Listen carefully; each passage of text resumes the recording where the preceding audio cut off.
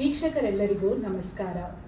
ಇದು ಜೆಎಸ್ಎಸ್ ವೈದ್ಯಕೀಯ ಮಹಾವಿದ್ಯಾಲಯ ಸಮುದಾಯ ವೈದ್ಯಶಾಸ್ತ್ರ ವಿಭಾಗದ ಪ್ರಸ್ತುತಿ.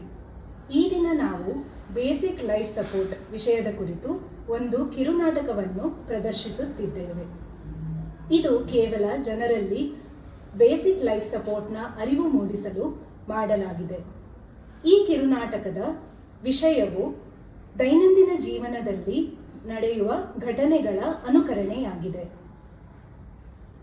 ಒಂದು ದಿನ ಒಂದು ಕಚೇರಿಯಲ್ಲಿ ಸಿಬ್ಬಂದಿಗಳು ವಿರಾಮದ ಸಮಯದಲ್ಲಿ ಟೀ ಕುಡಿಯುತ್ತಾ ಹರಟೆ ಹೊಡೆದುಕೊಂಡು ಕೂತಿದ್ದರು.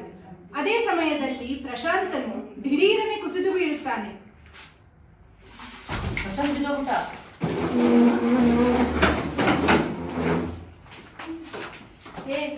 ಅದೆಲ್ಲ ಎದಕ್ಕೆ ಸುಮ್ಮನೆ ಕೇಸ್ ಆಗುತ್ತೆ, ಹಂಗೆಲ್ಲ ಹೋಗ್ಬಾರ್ದು, ಹಂಗೆಲ್ಲ ಹೇಳ್ಬಾರ್ದು. ಹೀಗೆ ಹೇಳುತ್ತಾ ರತ್ನ ಮತ್ತೆ ರಾಜು ಅಲ್ಲಿಂದ ಹೊರಟು ಹೋಗುತ್ತಾಳೆ. ಪ್ರಶಾಂತ್ ಪ್ರಶಾಂತ್ ಪ್ರಶಾಂತ್ ಪ್ರಶಾಂತ್ ರೆಸ್ಪಾಂಡ್ ಮಾಡ್ತಿಲ್ಲ. ಯಾರಾದ್ರೂ 108 ಕಾಲ್ ಮಾಡಿ. ಓಕೆ, ಕಾಲ್ ಮಾಡ್ತೀನಿ. ಸೀತಾ ಈ ಸಮಯದಲ್ಲಿ ಪ್ರಶಾಂತನ ಉಸಿರಾಟವನ್ನು ಪರೀಕ್ಷಿಸುತ್ತಾರೆ.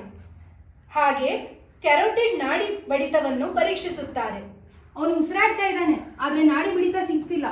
ಹಾಗಾದ್ರೆ ಸ್ವಲ್ಪ ಸಕ್ಕರೆ ನೀರು ಕೊಡೋಣ, ಸರಿ ಹೋಗ್ತಾರೆ. ಇಲ್ಲ, ಜ್ಞಾನ ತಪ್ಪಿದ ವ್ಯಕ್ತಿಗೆ ಸಕ್ಕರೆ ನೀರೆಲ್ಲ ಕೊಡಬಾರದು. ಬೇಸಿಕ್ ಲೈಫ್ ಸಪೋರ್ಟ್ ಅನ್ನು ಶುರು ಮಾಡೋಣ. ಸರಿ. ನಾವು ಬೇಸಿಕ್ ಲೈಫ್ ಸಪೋರ್ಟ್ ಪ್ರಕ್ರಿಯೆಯನ್ನು ಬೊಂಬೆಯ ಮೇಲೆ ತೋರಿಸುತ್ತೇವೆ.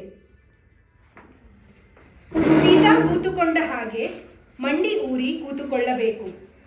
ನಂತರ ಒಂದು ಅಂಗೈಯ ತಳಭಾಗವನ್ನು ಎದೆಯ ಮಧ್ಯದಲ್ಲಿಟ್ಟು ಮತ್ತೊಂದು ಕೈಯನ್ನು ಅದರ ಮೇಲಿಟ್ಟು ಬೆರಳುಗಳನ್ನು ಪೋಣಿಸಿ ಮೊಣಕೈ ಹಾಗೂ ಭುಜವನ್ನು ನೇರವಾಗಿಟ್ಟುಕೊಂಡು ಎದೆಯನ್ನು ಒತ್ತಲು ಪ್ರಾರಂಭಿಸಬೇಕು. ಹೀಗೆ 1, 2, 3, 4 ಎಂದು 30ರ ತನಕ ಗಟ್ಟಿಯಾಗಿ ಎಣಿಸುತ್ತಾ 5 ಸೆಂಟಿಮೀಟರ್ ಎದೆಯ ಭಾಗ ಒಳಗೆ ಹೋಗುವಷ್ಟು ದೃಢವಾಗಿ ಒತ್ತಬೇಕು. ನಿಮಿಷಕ್ಕೆ 120 ಬಾರಿಯ ವೇಗದಲ್ಲಿ ಈ ರೀತಿ ಮಾಡಬೇಕು. ಪ್ರತಿ ಬಾರಿ ಒತ್ತಿದ ನಂತರ ಎದೆಯನ್ನು ಹಿಂದಿನ ಸ್ಥಿತಿಗೆ ಬರಲು ಬಿಡಬೇಕು. ಹೀಗೆ 5 ಬಾರಿ 30 ಎಣಿಸಿದ ಮೇಲೆ ವ್ಯಕ್ತಿಯ ಪ್ರತಿಕ್ರಿಯೆಯನ್ನು ಗಮನಿಸಬೇಕು. ವ್ಯಕ್ತಿ ಸ್ಪಂದಿಸುವವರೆಗೆ ಅಥವಾ ವೈದ್ಯಕೀಯ ನೆರವು ಸಿಗುವವರೆಗೆ ಮುಂದುವರಿಸಬೇಕು. ಆಂಬ್ಯುಲೆನ್ಸ್ ಬಂದು ಹಾಗಾದ್ರೆ ಕಳ್ಸೋಣ ಬನ್ನಿ. ಸೀತಾ, ನೀವು ಇವತ್ತು ಬೇಸಿಕ್ ಲೈಫ್ ಸಪೋರ್ಟ್ ಅದನ್ನ ಮಾಡಿದ್ರಲ್ಲ, ಇದನ್ನೆಲ್ಲ ಹೇಗೆ ತಿಳ್ಕೊಂಡ್ರಿ ನೀವು? ನಾನು 2 ತಿಂಗಳ ಹಿಂದೆ BLS ಕೋರ್ಸ್ನ ಅಟೆಂಡ್ ಮಾಡಿದ್ದೆ. ಓ ಹೌದಾ? ಹಾಗಿದ್ರೆ ನಾವು ಎಲ್ಲರೂ ಅದನ್ನ ಸೇರ್ಕೊಂಡು ಕಲ್ತ್ಕೊಂಡ್ವಿ. ಹೌದು, ತುಂಬಾ ಒಳ್ಳೆಯದು. ಈ ಕಿರುನಾಟಕದಲ್ಲಿ ಬೇಸಿಕ್ ಲೈಫ್ ಸಪೋರ್ಟ್ ಬಗ್ಗೆ ತಿಳಿದುಕೊಂಡಿರಲ್ಲ.